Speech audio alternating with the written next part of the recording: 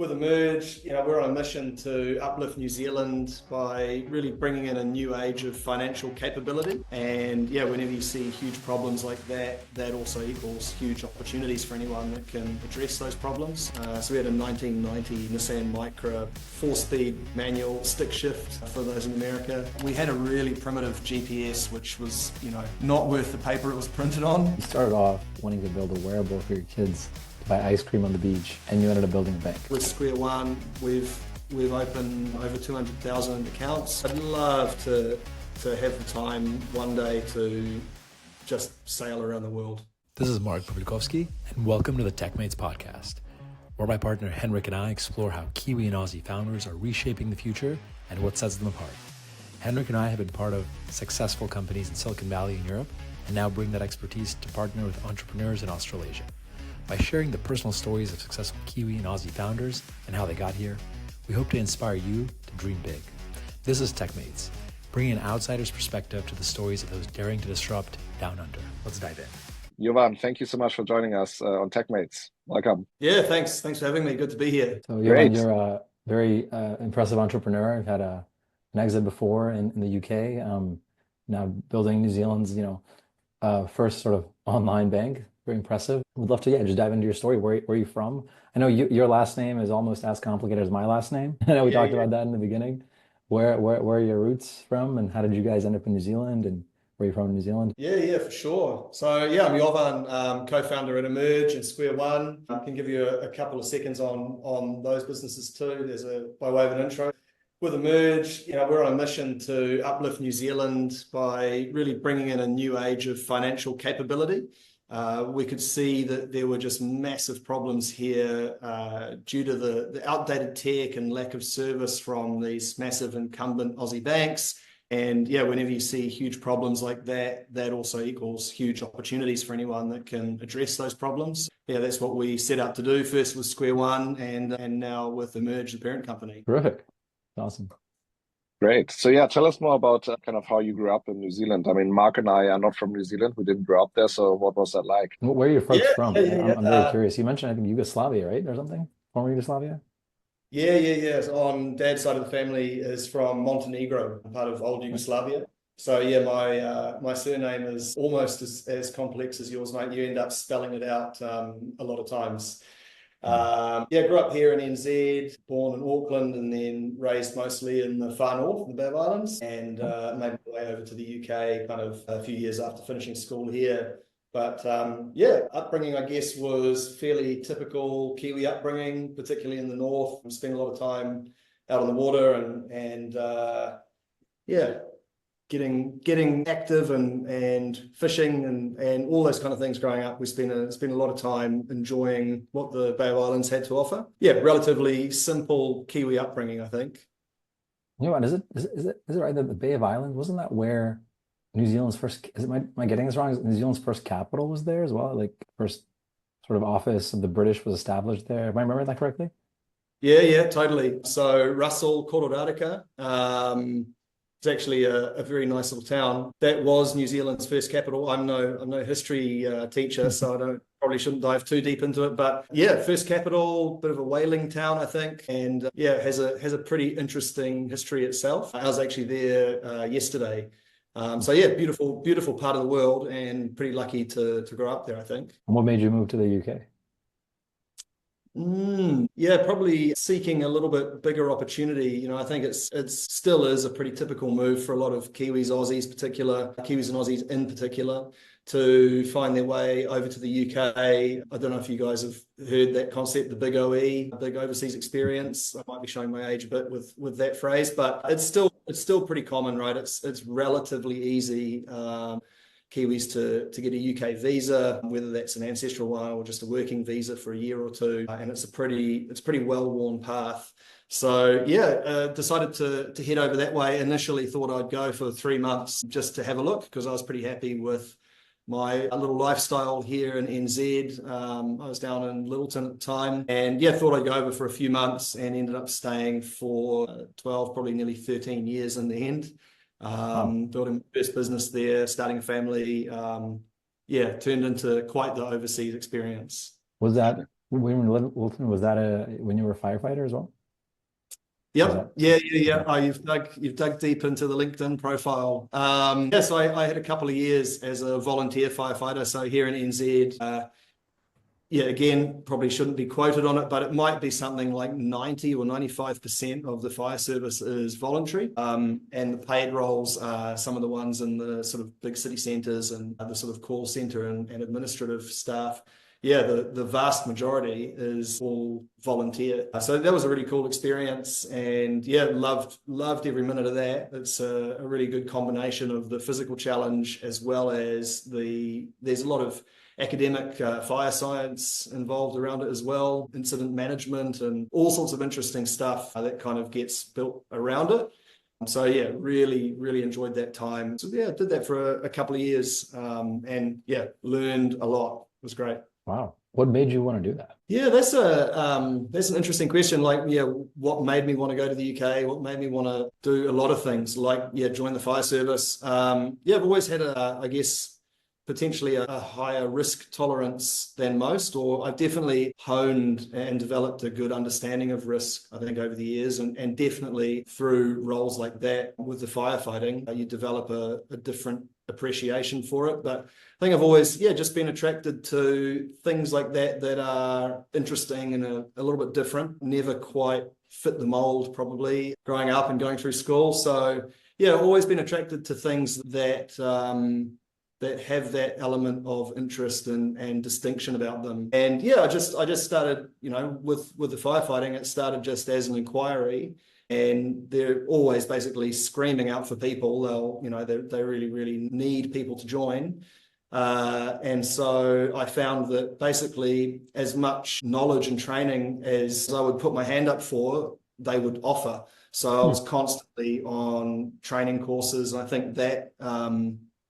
think that was of what I enjoyed. It's always just pushing into new territory and learning something new. Never really satisfied with just the status quo. Interesting. Do you feel like that's sort of an inherent trait of yours, or do you feel like that's something that came about through your upbringing, or maybe having a role model that inspired that? Yeah, now that I'm getting a bit older, I've pushed past 40. I've got a couple of kids now, one of whom is getting into the teenage years, and you sort of develop a bit more self-awareness, I think, in this chapter of life, and a bit more self-reflection. Yeah, I think that's just been something that I was probably always encouraged from a pretty young age to just give everything a go, do your best, and it'll probably work. So when you went to the UK, did you have like a plan what you were going to do there for the 3 months that you were going to be there, or did you just go to kind of check it out and hang out? No, yeah, the plan was pretty slender. Probably had enough money in the bank account for a couple of months' living expenses, and had a suitcase with absolutely everything that you owned inside it, sort of thing.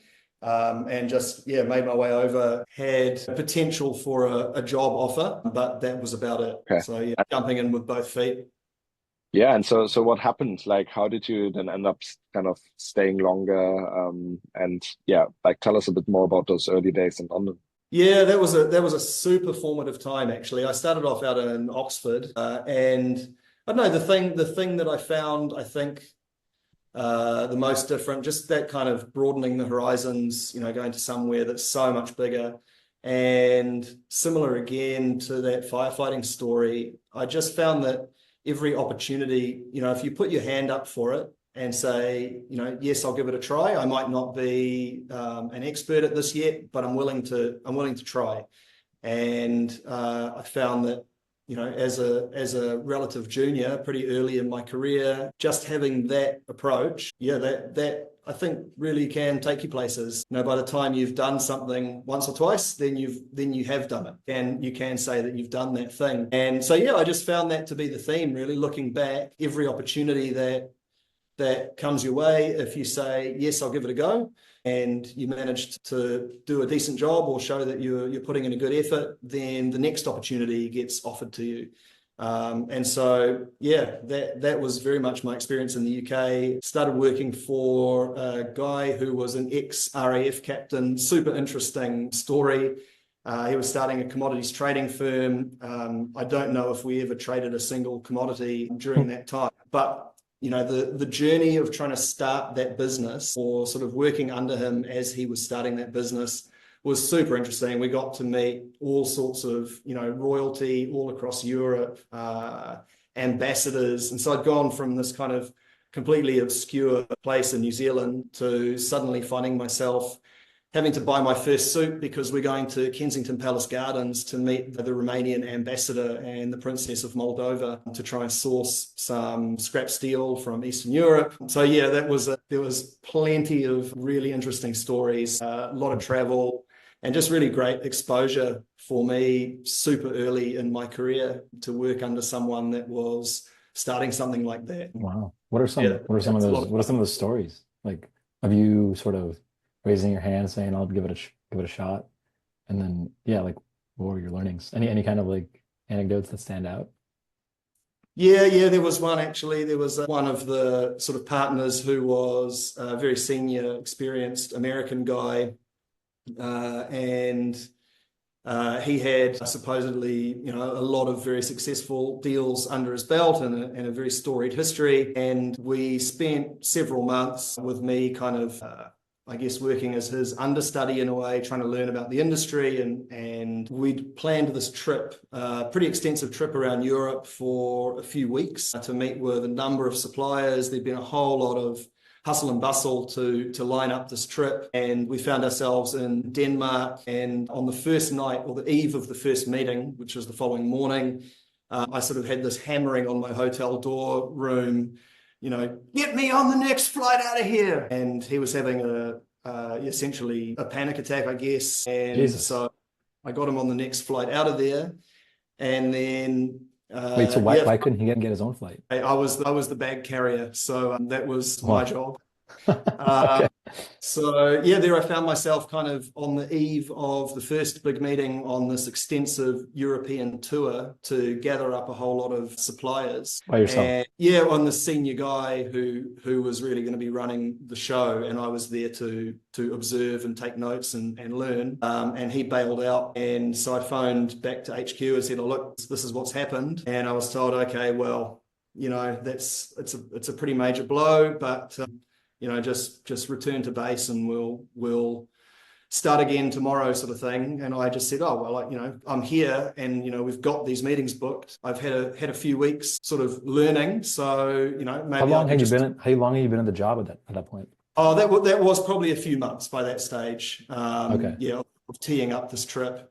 And so, I had very, very fresh to the whole game. I still was literally in the first ever suit and tie that I'd ever bought. Still sort of learning how to tie a knot. And and so I just said, "Oh, well, we're already here, and we've booked the whole thing, the flights, the accommodation, all these people are waiting to see us, so I can make an excuse for why they've been sent the apprentice." And so that turned out to be great. And I think that was one of those big moments where you realize that if you push yourself a bit, you can do just about anything. The easy thing would have been to say, "Well, this is all over and pack your bags and go home." So that did a couple of things. It earned me a lot of kudos and a lot of experience, and was great for me. And I think that that's just been a continuing theme. You never know what you're capable of until you try, right? Wow. And what was going through your head when you made that call? I mean, I think for a lot of people, they would be very scared of messing up the meetings, right? And like very scared of embarrassing themselves, embarrassing their firm, getting fired. I'm sure those are thoughts some people would have. Most people probably would have those thoughts, right? And they would just follow instructions. Like you had to, A, overcome, I guess, internal hesitation, B, overcome them telling you to return to base. Kind of what were you thinking? Yeah, what was I thinking? What were you thinking at all? Probably not much. No, definitely. It was slightly terrifying for sure. And you're in the hands of people. We were visiting some relatively rough terrain, sort of the further east you get, and no idea how to speak the language, and a real sort of wet behind the ears apprentice. So How old were you? I don't know, 23. Yeah. But yeah, it turned out to be absolutely brilliant. Did you close any deals? And we got some good suppliers on board. Wow, that's cool. Crazy. Yeah. That's impressive. So what did that, so that taught you can do anything if you really just try, basically, right? That it's not actually that hard. Was that the lesson? Or it might be hard, but doing the hard thing is actually where it's on the other side of that where all of the value lies. Say that would be, although I wouldn't have been able to express it that way at the time. Now with the benefit of that, a bit of self-reflection, I think that's definitely probably a bit of a personal motto. The pot of gold is always behind the dragon.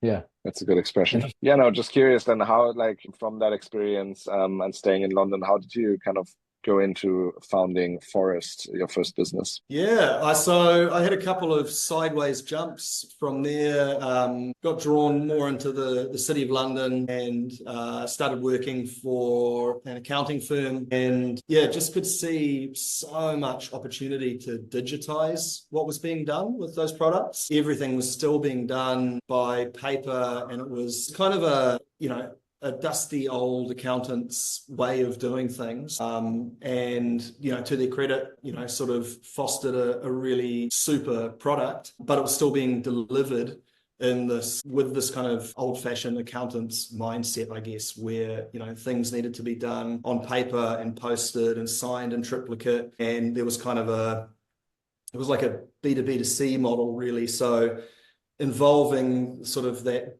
distribution channel partner as well as the end customer in the signing of paperwork, stuff would get lost and delayed, and it was just causing like untold amount of headaches. And at the same time, I was seeing stuff that was being digitized. I was able to sign up to a Google service, for example. And I still remember that day of like ticking a box to go, yes, I accept. And I just was going, wow, that's definitely the future, versus sending someone, a ream of paperwork and asking them to sign it in wet ink and then take half a day off to go to a post office and post it back to you. And there was just no appetite to move in that direction. So by the firm I was working for, so yeah, I ended up setting out on my own and just aiming to bring a digital approach to that industry. And yeah, it was a moderate success. We built a really good team, first and foremost, like great team, amazing people, really strong culture. And that, yeah, everything else flows downhill from that, I think. So yeah, spent 5 years building that business. How'd you start the business? I mean, like, presumably you're working somewhere, like you're seeing these things. What's sort of like, kind of what's that, there's certain kind of like, initial energy you need to kind of go over the inertia of just being where you are, right? Yeah, totally. So had a couple of mates. We were initially 3 of us who were going to be co-founding the business with our sort of 3 respective areas of expertise. And one of them had a connection to a funding source. And so we went through, a couple of rounds of due diligence, and it was all looking like it was going to go ahead. So I quit my job and made the announcement to friends and family and everyone that, I'm starting this business. Our first daughter was a couple of months away from being born at the time. Wow. And we were still living in a shared flat, and ready to sort of go out and get our first flat together. And yeah, so I took the leap on the understanding we had this funding. And you can probably guess what didn't happen next. He gave you millions of dollars and bought you a big house in London. And... Yeah. It was then ever after. So that funding didn't materialize, and the other 2 guys said, "Oh, this looks a bit risky. It's a good thing we didn't quit our jobs. We're still all friends. It's just a funny story now." So yeah, they were like, "Well, if you want to carry on, you're welcome to." And so yeah, by that stage, I'd painted myself pretty well into a corner, I guess. And so, just, you have to make it work, don't you? Once you've done that. So that was my option, was to go out and make it work. And so, yeah, eventually did and started off in a little... Did you quit your job before they quit their jobs, like before you got the funding? Like what was the thought process there, right? Yeah, look, naive enough to believe what I was told. At the time we were told that funding was on and that was happening. And so, I was naive enough to take people's word for that. How old were you at that point? Oh yeah, so probably 28, I guess, by that stage. And yeah, we'd been through multiple rounds of due diligence, and this team that had the money were, relatively credible on the face of it. So yeah. Why didn't you at that point just go back and get a job? Go back to your whatever you're working and just say, hey, look, I made a mistake. Take me back. Yeah, gosh. At that stage, I think that probably would have been maybe too much of a dent to the ego, but also a combination of that and just wanting to take the leap and prove yourself. And I think, I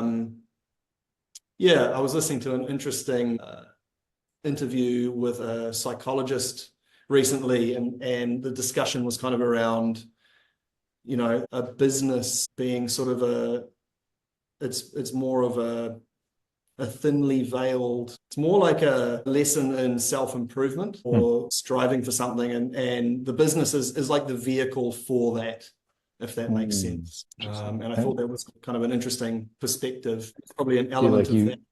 You needed some of that. You had some desire for self-improvement somewhere. Yeah, definitely. And to take a bit of a leap into the unknown and test yourself. And I did come to realize, again, towards the end of that sort of journey. So we sold that business in 2016, and I was looking at, why do you kind of get up every day and keep doing this? Because it's really hard. Like, it's really, really hard. And what is it? Like, why do you do this to yourself? And I realized at the time, my thinking at the time was that, you're going up against the best in the world effectively, and you want to test yourself on that proving ground, I guess, and see what you can do. And after you had sold it, how did you feel afterwards? Did you feel like did your opinion change? Did you feel like I'd gone against the best and I won? Or did you feel like, man, that was really tiring, like I don't want to do that again? Or how'd you feel about it? Yeah, that's a really mixed one. It's a good question, because there's a big mixture of thoughts and emotions and things that go around that process. So yeah, you've got to be careful, that if someone's looking to buy your business, that if it's a competitor, for example, how much information are you providing? And if they're a much bigger competitor, is it just really easy for them to do that dance and kind of wear you down? There's all sorts of those kind of dynamics at play, a lot of risk involved. We had 3 simultaneous offers and of different kind of shapes and size, different intentions and things. And so, yeah, once you go through an exit, I think I would definitely always be interested to talk to people who are thinking about that and cover my experience, because I didn't have a whole lot of advice at the time around what that would actually mean and what it means afterwards. So you kind of, as a founder, I think you do, yourself and the business can be sort of inextricably intertwined, and your self-worth or your own perceived value of yourself is connected pretty deeply to the success of the business and your team and things like that. And then you sort of go from one day doing that to all of a sudden the next day you're not. And then you can sort of, if you haven't been careful and you've developed too much of a tie between your personality or your self-worth and the business, and then one day that's just not there anymore, you can definitely feel like you're a bit adrift. What do I do next? I feel that. Imagine you're giving your, that past self advice right now. What would you tell them? Yeah, gosh, you can't sit on a beach with a pina colada forever. That gets pretty boring pretty quickly. I think, again, in my naivety at the time, you think that you can do something like that and then you've won the game. But actually, I think winning the game is staying in the game and continuing to learn and continuing to develop. I think it's an infinite game that you can never win. So what drove that decision to sell the business in the first place? Was it you basically being tired and saying, I want to be on the beach with a pina colada, or was it just a market opportunity? So what was that decision-making process? Yeah, I thought at the time that industry was kind of going supernova. We'd seen, relatively low barriers to entry, relatively lucrative, quite highly cash flow positive business that's easily replicable. And so there were a lot of competitors that entered into the frame in that kind of 5 years from inception to exit. We went from being one of maybe, say, like one of 10 in the UK to being one of 1,000. It really did mushroom. So with all of that, we were sort of on that second tier, I guess, below kind of you might call it like the big four. There's that second tier. And we were kind of near the top of that second tier. So yeah, with a lot of smaller kind of 1 and 2 person bands entering the scene, and relatively low barriers to entry, massive regulatory change every year, meant kind of reinventing the product annually almost, and then re-educating your client base on what the product now looks like, and the margins getting stripped out of it, and these smaller competitors only being able to compete on margin. So it just became increasingly commoditized.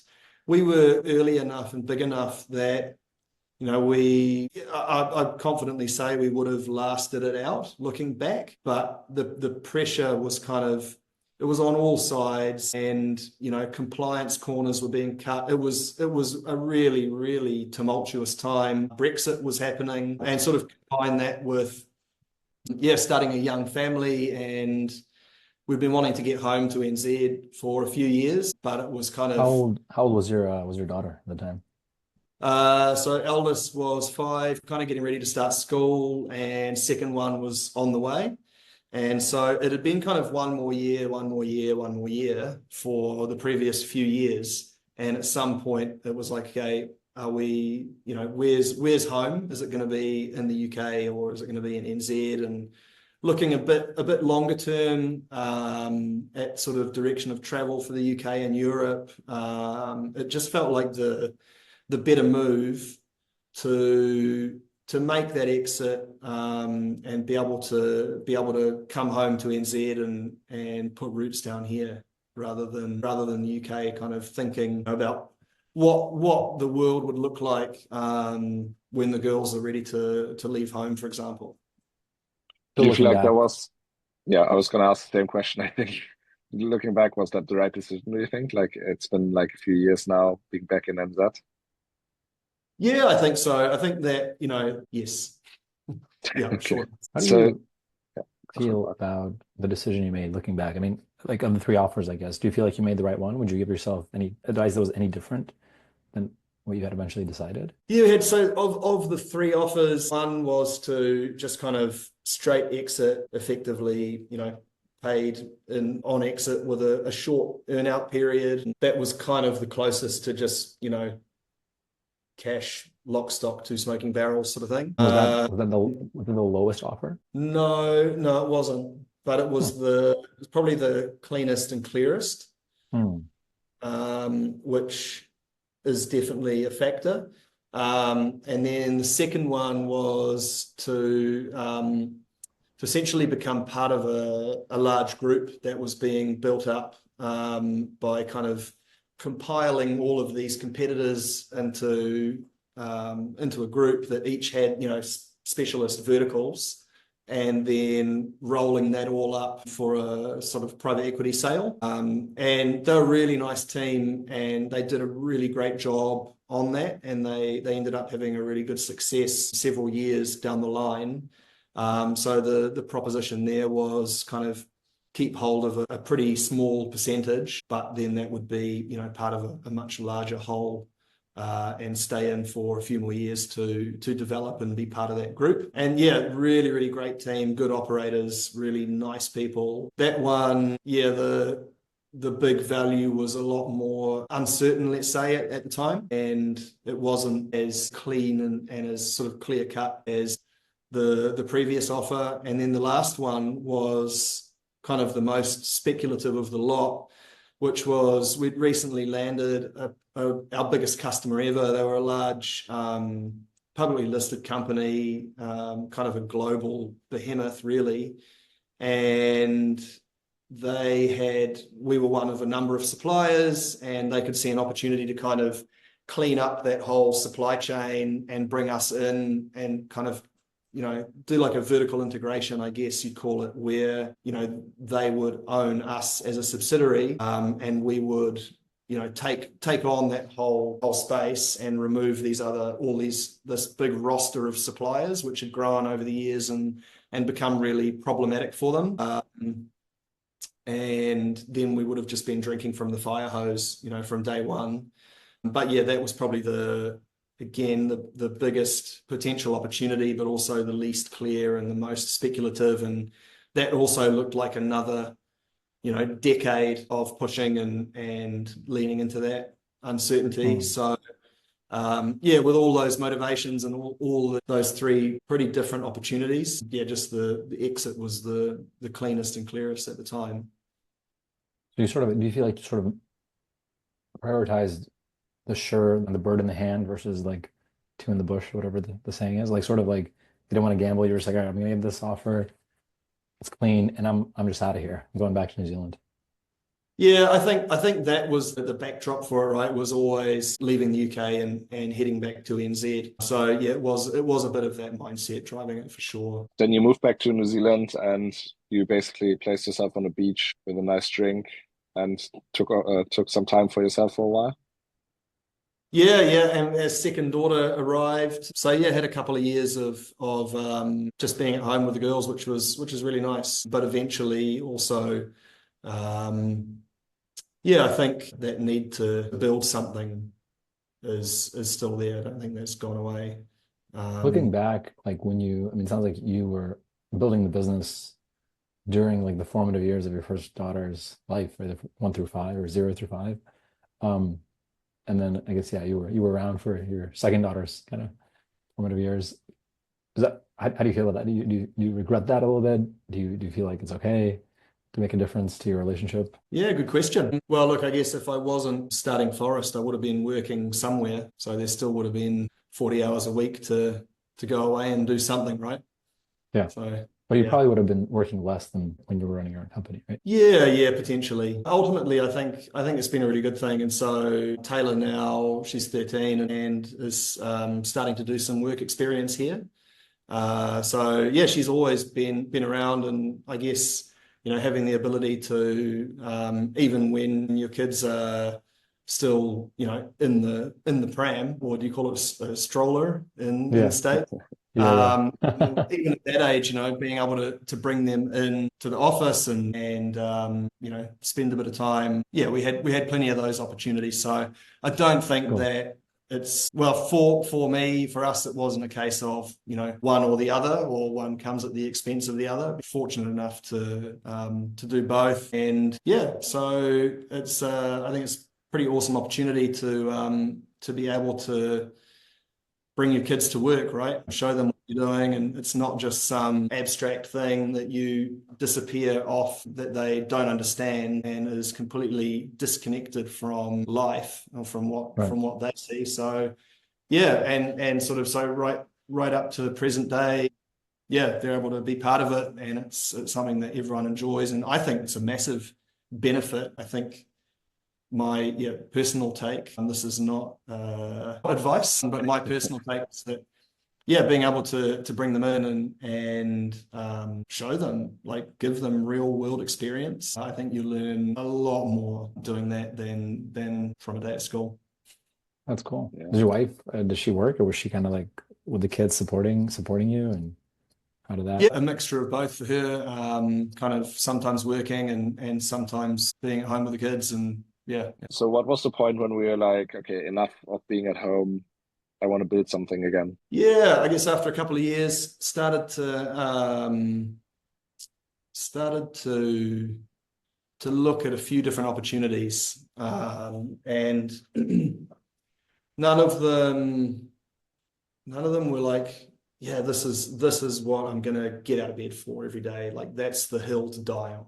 What prompted you to want to even start looking at opportunities? Was it like cash flow, or was it like you're bored, or? Yeah, I don't know if boredom is quite the right word. It's more like I do genuinely love trying to tackle something that's really hard. Like I've always done, hard things for some reason. I don't know why. I'm just attracted to doing something that's really difficult to see if it can be done. I guess that's like a really potentially a defective personality trait. Yeah, always wanting to challenge. If someone says it can't be done, I'm like, oh, that's a big statement. Are you sure that it can't be done? We drove, me and a mate drove from London to Beijing in a Nissan Micra. There's some difficult challenge. I think you drove from London to Beijing in a Nissan Micra? Yeah. That was pretty awesome trip actually. I can't remember how many countries it was. After you sold the business? No, this was before starting Forest actually. Wow. Yeah. But for some reason I just been drawn to doing the hard thing to see if it can be done basically. And so far generally have found that you can do it. It might be really, really, really hard. But it can be done. What drove me to want to start again? I think it is, if it wasn't starting another business, it would have been something like that. Some weird endurance challenge or something else. Starting a business is like a weird endurance challenge, I guess. Wait, I gotta ask that. What prompted this London to Beijing road trip? What prompted it again? I think it's just looking to see if it can be done. There's a rally. I'm not sure if it still exists, called the Mongol Rally, and essentially they set a start and an end point, one in Hyde Park, and you finish in Ulaanbaatar in Mongolia, sort of on the eastern end of the Gobi Desert. I did hear about that. Yeah, okay. Yeah, and there's only a couple of rules. If you're taking a car, it has to be maximum 1,000 cc's. So we had a 1990 Nissan Micra 4-speed manual stick shift for those in America. And it was turned into quite the journey. We took the southern route, so the sort of more challenging route, where you head sort of across Europe and then down through Turkey into Iran. Oh, there you go. Yeah, and there's decent roads sort of across Europe, obviously. I'll dig up a couple of photos and send them over to you afterwards. So it involves a lot of river crossings and stuff, and there's big areas where there just are no maps, and there aren't really any roads once you start getting into places like the Gobi Desert. Kind of every season the terrain changes. The floods will wash out the tracks, so you sort of have to just make your own way, carry lots of fuel. So a lot of fun. Wait, so what's the route? So you go from London, I guess you cross into Europe, you go through Turkey, you said? All the way down through a bunch of European countries. You sort of blast through that in the course of a few days, actually. That was a really quick section. Down into Turkey, and then all the way, just keep working east across Turkey. And then Iran, down, is that the Caspian there? The Caspian Sea? Yeah, there's the Caspian Sea, yeah. Along that coast, pretty bonkers bit of coastline that after coming from the Bay of Islands. The Caspian, you're not exactly jumping in there for a swim. Yeah. That's okay. And into Tehran, some amazing experiences all through there. And then up to Turkmenistan, which was really wild. Isn't that like a closed dictatorship? Yeah, that's kind of I'd say it's one off North Korea in terms of that sort of cult of personality. Really, really wild. To get in there, and drive through it. Yeah, really difficult. There's military checkpoints sometimes like 4 or 5 times a day where you get given a route map at the start of your journey. like getting the visa in London was incredibly difficult. You have to pay like a pretty large carnet, like a security deposit in effect, to make sure that you're not going to dump the car there or anything like that, or sort of sell it on the black market. You get given a route map with prescribed checkpoints from which you shall not deviate.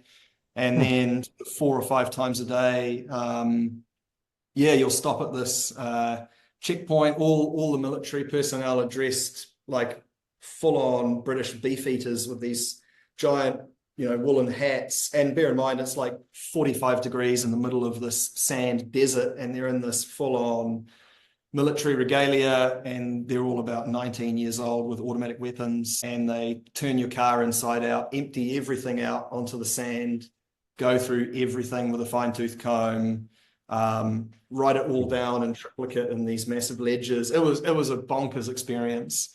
But I had some interesting experiences there with some locals taking us in and helping us repair the car and giving us fuel and food and stuff like that. That was a pretty awesome spot. Okay. And then you've where got to next? Slightly to the sort of north west of Turkmenistan. There's that little sea, the Aral Sea, which is like a dried up inland sea. And so you've got these big massive ships in the desert where the sea has receded. Yeah, ships with camels sort of walking around them and stuff. Yeah. Yeah. So you went up here and through Uzbekistan into Kazakhstan? Yep. Yeah, right across the steppe of Kazakhstan, which was, again, so many crazy experiences there. Then north sort of into the southern part of Russia. You went to Russia, but you could have gone straight to Mongolia. Yeah, we did a bit of a loop up towards Novosibirsk there, and then back down to Mongolia. Then, and once you sort of get into the Gobi Desert, all bets are off. The maps don't work. We had a really primitive GPS, which was, not worth the paper it was printed on. And so, just had to stock up with heaps of fuel and heaps of water. And and then just work our way across Mongolia, heading for Ulaanbaatar with a little, kind of like a $2 compass was actually the best thing in the end. Just keep that pointing east. But it looks like the Gobi is not in the way between you and Ulaanbaatar, right? It looks like it's here. Yeah, we ended up. Yeah, we might have strayed slightly off course, or maybe my geography's letting me down. But yeah, we ended up continuing after Ulaanbaatar and ended up in Beijing. Right. Okay, right, to Beijing. Yes, okay. So it's a Mongol rally, but you end up in Beijing. Okay.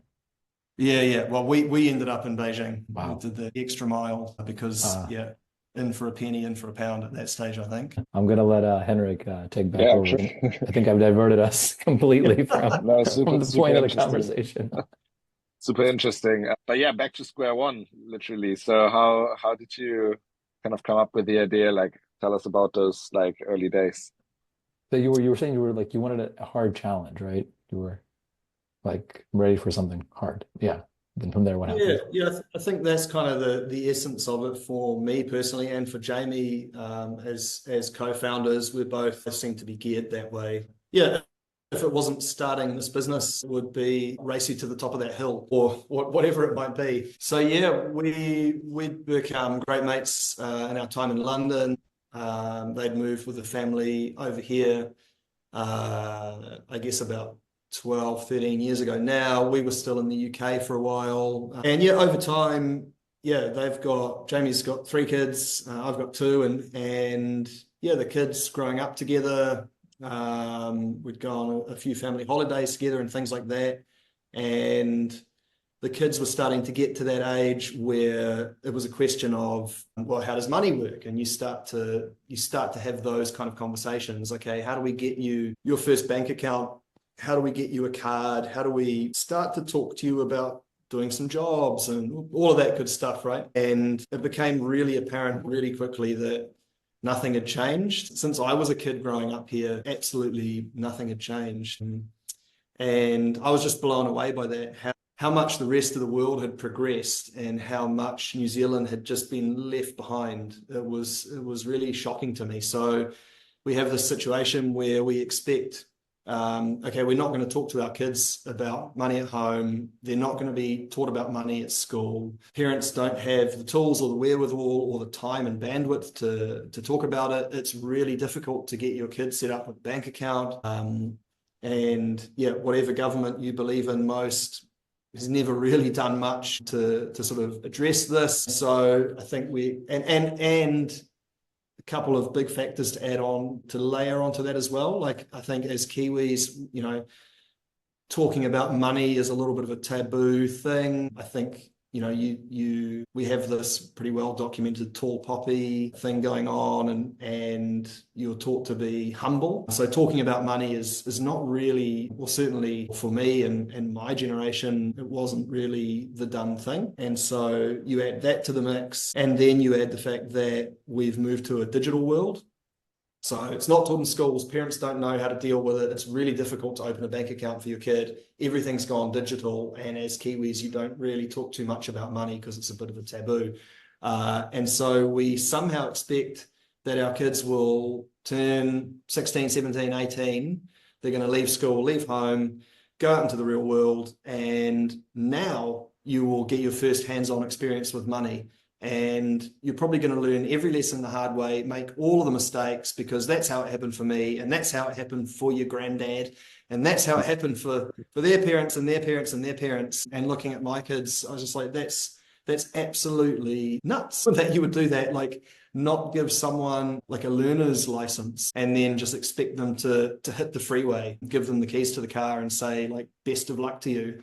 It was absolutely bonkers to think that that's what we seem to think is normal. And so, yeah, we started thinking about how do you start to talk to kids about money, and how can you get them their first bank account? How do you get them some hands-on experience when the only financial lesson they've ever had so far is watching mum or dad tap a card on a terminal? So the financial lesson they get from that really young age is anywhere we go 24/7, you just wave this magic wand and you get what you want. And I thought that is about the worst financial lesson you could give someone, let alone your own kids.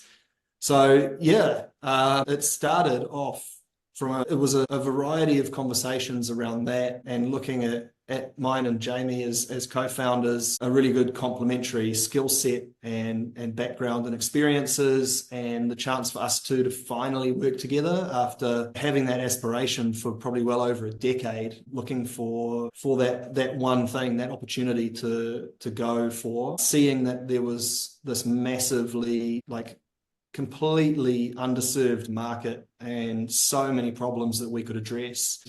Yeah, so we started to look into, could you make a wearable that the kids could wear to a beach, and they could tap to buy an ice cream?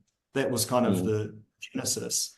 And then once you start to look into it and you go, okay, if you want a wearable, you're going to need to be able to accept payments. You're going to need to be able to issue cards. So you'll need a scheme license with someone like a Visa or MasterCard. You'll need something like an app to be able to display the balance and all these things. And far out, if you want to have a wearable, first of all, you need to build a bank.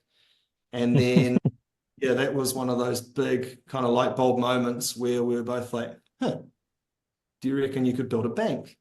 And that was that kind of, big enough, crazy enough, hairy enough challenge that, yeah, after a decade or so of kind of looking for that right opportunity and the right time and everything for us to work together on a big enough problem with a big enough commercial upside and a big enough purpose upside, the stars all aligned after a decade or so. And this was the one idea that kind of was still, nagging at you a couple of months later after we first discussed it. We put it down and came back to it, and we both said, look, if we don't do this, we will be kicking ourselves in 2 or 3 years' time, because we're going to see someone else do it. And, since the winds of change starting then, so this is going back probably nearly 5 years now to those real early discussions, and we were sort of casting our eye forward a bit and thinking, what changes are going to come through, and yeah, happily for us, of course, yeah, been very challenging. It doesn't just fall in your lap. So, but yeah, happily for us, a lot of those initial hypotheses have turned out and are still turning out to be correct. And those winds of change are definitely getting behind us now. Yeah, You're saying that you started off wanting to build a wearable for your kids to buy ice cream on the beach, and you ended up building a bank. Yeah, well, I wouldn't say that we've built a bank. So we're not a registered bank yet. Well, close enough. Thank you, mate. Well, yeah, still waiting for, there might be, or perhaps we could tease the live unboxing of your Emerge card for some stage in the episode. So yeah, we're not a registered bank, and that word is very well protected for a bunch of very good reasons. So we're building a very bank-like experience and set of features and product. And yeah, I guess where we excel is in finding these verticals where the banks are doing a really poor job, and then looking at how we can improve. We often refer to there being a teal ocean. You don't want to compete with the banks at being a bank. They do have a lot of strength behind them and a lot of momentum, that's for sure. So there are things where we don't want to try and compete with what the banks are doing. And then there are areas where they've just left these massive holes. And that's our teal ocean where we can come in and do actually a much better job than what they're doing, and yeah, offer something truly innovative and high performance that Kiwis haven't seen before. And wow. So, I mean, in Europe, for example, you see Revolut and N26 kind of doing the same thing, right? Starting with like some vertical and then becoming actually a bank, right? I think Revolut now has a banking license. Is that the aspiration you're working towards too? Yeah, for sure. That's our medium-term goal. Let's say sometime in the next couple of years. I don't want to make a statement like we will be our bank in X. It'll be because there are also disadvantages to becoming a bank, right? You bring a lot of challenges upon your head from regulatory risk and compliance perspectives. It's no small undertaking. It's incredibly onerous. There's a massive prize for doing it, but it's a huge undertaking. So in the meantime, we can make a lot of headway. We've made a lot of headway, and we can keep making a massive dent and making a difference for our customers and for New Zealand without being a bank at this stage, without being a registered bank. And what's going to drive that, because we get this question all the time, and what's going to drive that is when it's right for our customers. That's really going to be the big driver behind when we'll make that application. But yeah, as I say, the winds of change have been blowing for a while, and it's turning into a pretty strong tailwind for us. So that may well be accelerated. The regulatory environment is changing. There's a Fintech sandbox that's been opened up. There's the competition report from the Commerce Commission. There's a massive political hot topic at the moment with ministers kind of referring to the big Aussie banks as a stable oligopoly, New Zealand being the most profitable country in the world to be a bank. I think Nicola Willis talked about competition between the banks being a cozy pillow fight. So yeah, there's lots happening in this space, and yeah, the tailwind is really getting behind us now. And yeah, in the meantime, with Square One, we've opened over 200,000 accounts, and we've become really the on-ramp to the world of money for our next generation of New Zealanders. We provide these amazing moments of joy and lifetime memories for those customers. So yeah, we're really pleased. Arguably we're the incumbent for when you think of your kid's first account in New Zealand. Think of, Square One is in that consideration. Can you tell us a bit more about kind of, so you had this idea, you wanted your kids to have a way to buy ice cream on the beach, and also kind of in the process learn about financial literacy, right? And the first thing you launched was Square One, which was a kids spend card, right? So basically that was a way for parents to give kids a card, and they can see the balance on the app, upload money, send money, and kids can also, I guess, see that, right? That made a lot of sense to me. And to be honest, we initially we actually passed on your first round because we thought this is, it seems like a saturated space. There's a company in Australia doing it. There's all kinds of companies doing this kind of product. Like what's so interesting, what's so different about this? And then you came back, I think a year later, and yeah, you had like 100,000 accounts open, and I think you were getting close to break even, and you had this bigger vision. Can you maybe talk more about that? Right? Because I think we sort of misunderstood, I guess, your bigger vision. And I think that's what's really exciting. And in the context of what you say is, yeah, the most profitable place to be a bank is New Zealand right now, because of lack of competition. How do you kind of see that bigger picture and where you want to play? Yeah, big questions. Yeah, that bigger vision was always there, that, could you start a bank? And of course, generally the answer from any relatively sane person, the first reaction would be, God, no, like where would you even begin? That seems impossible. And yeah, I guess in New Zealand in particular, right, the landscape is such that it hasn't been done. Kiwi Bank is the closest thing we've got to sort of a recent startup challenger bank, and you're talking quarter of a century ago, and they're now, with great respect to them, but they are not they were branded in some recent headlines as kind of the maverick challenger. However, yeah, we would debate that pretty robustly. So they're not in the place to be the truly disruptive challenger. They're kind of not quite part of the big four, but they extend it almost out to a big 4+1. And yeah, they suffer the same challenges that beset the big four, around having a legacy tech stack, and all of the challenges that incumbency brings. So as far as the big four go, again, so much respect to them. They're very valuable and wouldn't downplay the fact that we absolutely need them.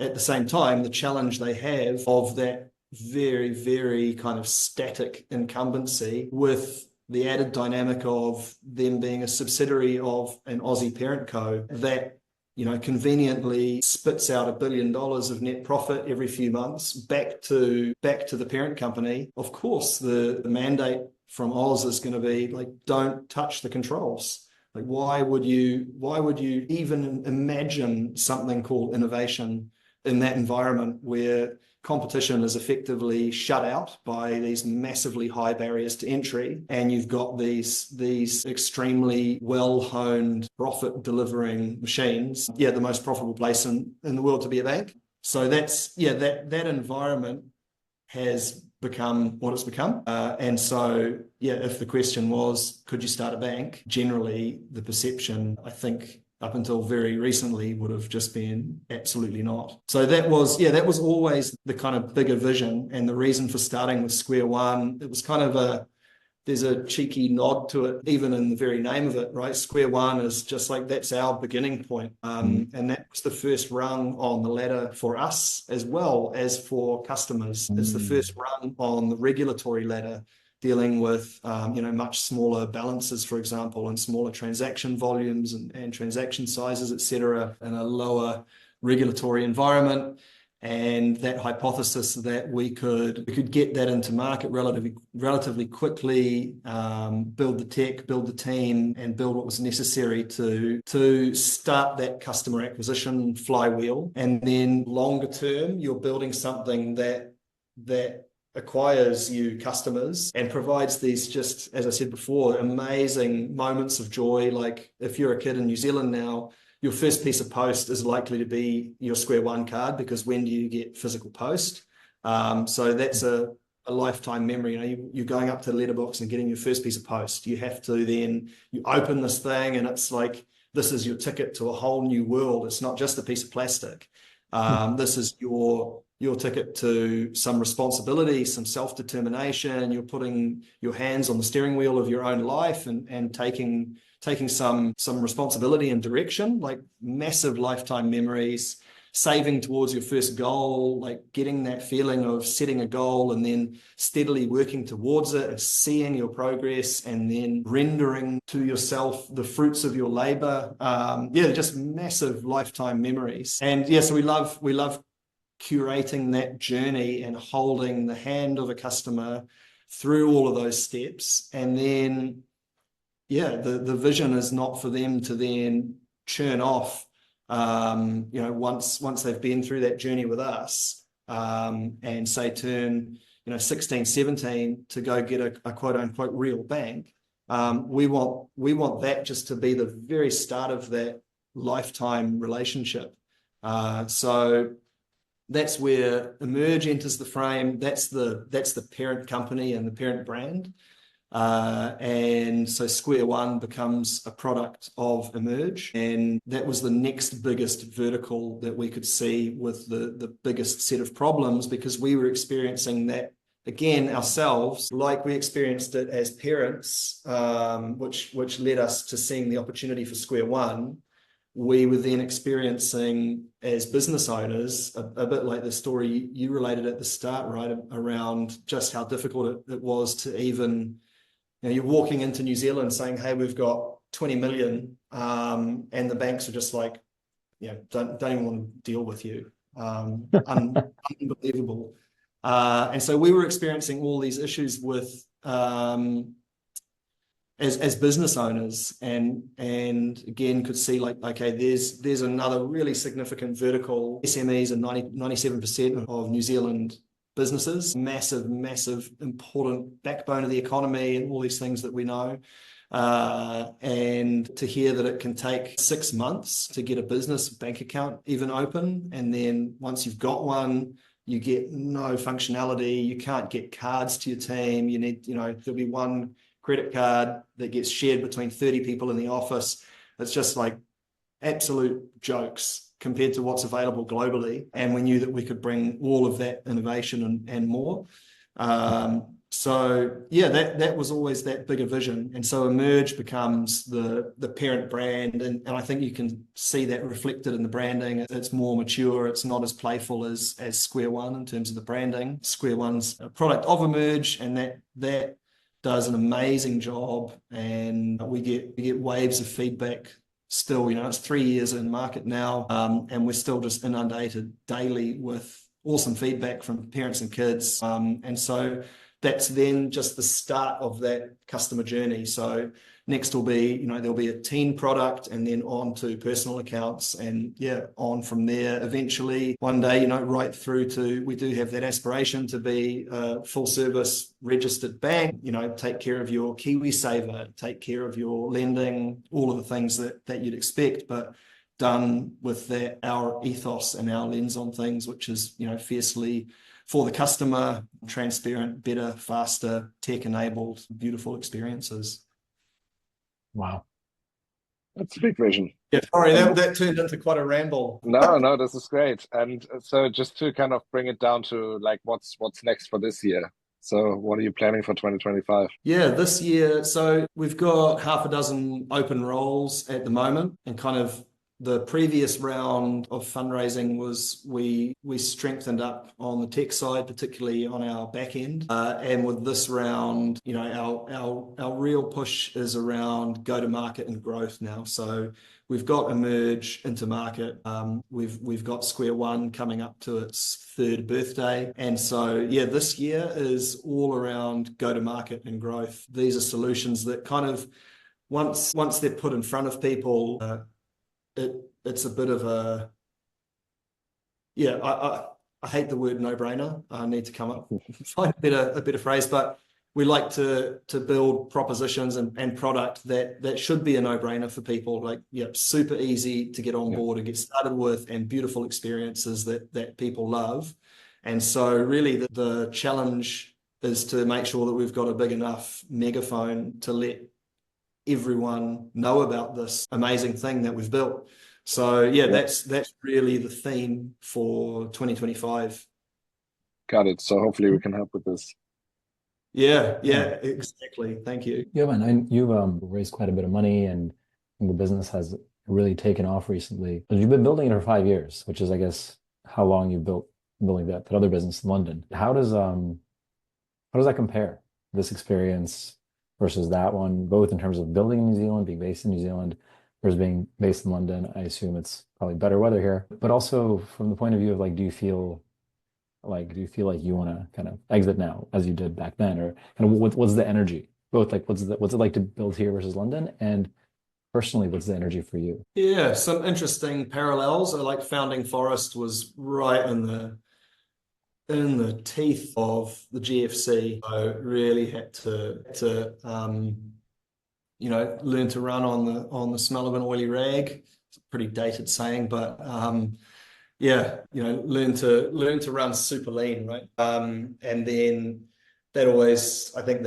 that serves you really well, the lessons you learn by learning to run super lean. And arguably this time around as well, we're launching in a pretty challenging environment. So there's some interesting parallels there. Very different though, that Forest previous business was really kind of a bootstrapped kind of quote unquote boring business, I guess. And the difference between that, well, it was an amazing experience that served me very well and set me up with a whole lot of amazing lessons and experience to bring into this leg of the journey. But yeah, a VC-backed model is a very, very different proposition for sure. It's a pretty different ride. Super exciting, and it's just all of those kind of years and years of progress, I think, are a lot more condensed. You move a lot faster, and you have to move a lot faster. So yeah, it's super exciting, and yeah, I think we've got a good number of years in front of us. So yeah, we'll see what the future brings. No, far too early really to be talking about exits right now. There's a hell of a lot of work that we still want to get done. What about New Zealand versus London? Yeah, it's an interesting one. Yeah, look, it goes without saying, but I guess I'm going to say it anyway. It's a smaller place, and yeah, I think in a way, yeah, we've had to go pretty broad, and I think it's that old thing, sort of necessity being the mother of invention, where you adapt to your environment. And if you look at product, like what we've shipped, it's just so much breadth to it that any one of these probably 20 features within Emerge and Square One, like if you pull that out and take it to the UK or the States, you'll find a business doing that's a unicorn. And so with our relatively smaller addressable market, I think you're forced to go a bit broader. And there's a challenge there around finding the right backers and VCs that understand what we're doing, because most just kind of play the game of like you can prove in New Zealand, and then the only game in town is how fast can you escape New Zealand. But with what we're looking to build, there's more than enough to make that model work by going deep in NZ. So there's a challenge there to find VCs that understand that and agree with that thesis. And we've been really blessed to find people that believe in that same vision, I guess. Yeah, sorry, I've lost what the question was. Oh, just like building in New Zealand versus UK London. versus NZ. Yeah. Yeah, so I do think that that relatively smaller addressable market kind of forces you to go broader. And yeah, that's driven a lot of innovation, and I think frankly a lot of excellence in the team. We are shipping product that covers 20 different businesses, and we're sort of looking at it like, what other businesses call a business, we call a feature. And you got any that's really interesting. I like that. Do you have any advice for Kiwi founders, for folks who are here in New Zealand or even Australia who are thinking about starting a business and seeing, growing up with, I mean, you grew up with the same banks that you see now, more or less, and you decided to start your own bank. It's pretty ambitious, right? Not a lot of folks kind of see that every day. What advice do you have for Kiwis who maybe have that same kind of drive that you have to to go after hard things and try hard things and challenge themselves. Yeah, I think Join Emerge. yeah. That'd be a great start as a catalyst to your success for sure. I think I don't know, not to be too cliche about it, the best time to plant a tree was 30 years ago, and the next best time is today. I think that's massively true. You can wait until you've got the perfect plan, and then to throw another cliche in the mix, everyone's, what is it, Mike Tyson said, everyone's got a plan until they get punched in the face. And so you can spend 10 years crafting your perfect plan and then find out that, okay, day one in the market, I need to change this plan. So it really is just about getting started. And again, this isn't financial advice. It's just personal opinion from one person. But I think you need to jump in with both feet. There's a lot of advice around there. I'll have a side hustle or have 3 side hustles and keep a job and try and build something on the side.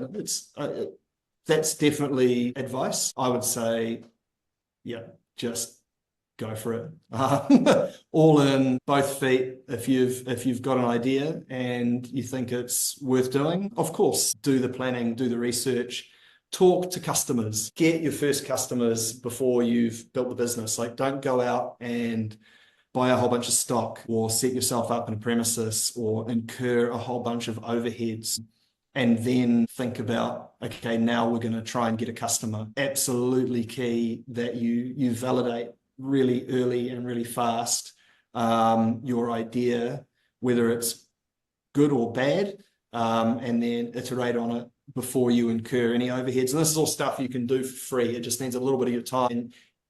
Everyone is willing to help. Everyone's willing to have a conversation. If you just ask people, hey, I have this hypothesis. I think there's a problem here that we can solve. Do you experience this problem? And if I built something that looked like X, Y, Z, would you pay money for it? Have a whole bunch of those conversations first. And then you'll know whether you're onto something and whether that's an idea that you should go all in on both feet and go hard for. Nice. I loved it. Jovan, we could talk to you for hours, as you can see, but I think we need to wrap it up here. I think I have one final question for you. Is there any endurance challenge that you want to do in the next decades, similar to kind of your London, Beijing trip? Yeah, I've always been keen on getting on the water. I'd love to have the time one day to just sail around the world. That's been a dream since I was a kid. One day I'll do a few smaller journeys first, maybe, or take my own advice and just go both feet in. Great. Well, we've got one of our founders, just the founder for you. I think Hendrik, you're going to mention it, right? Yeah. Eric from Sea Change actually did that. Ended up in New Zealand. It's Bessev, I guess. They keep saying Sea Change. But they built that hydrofoil ferry, and he's one guy you should talk to about the sailing. Absolutely. Yeah. No, thank you so much. This was great. Really, really learned a lot. So really great to have you on. Thank you. Likewise. Thanks, guys. Yeah, really, really appreciate the chat. Awesome. Thank you. Cheers. Thank you for tuning in to TechMates. If you enjoyed this episode, be sure to subscribe, leave a review, and share it with friends. We'll be back soon with more stories of Kiwi and Aussie founders reshaping the future and disrupting down under. Until next time, keep dreaming big and daring to disrupt.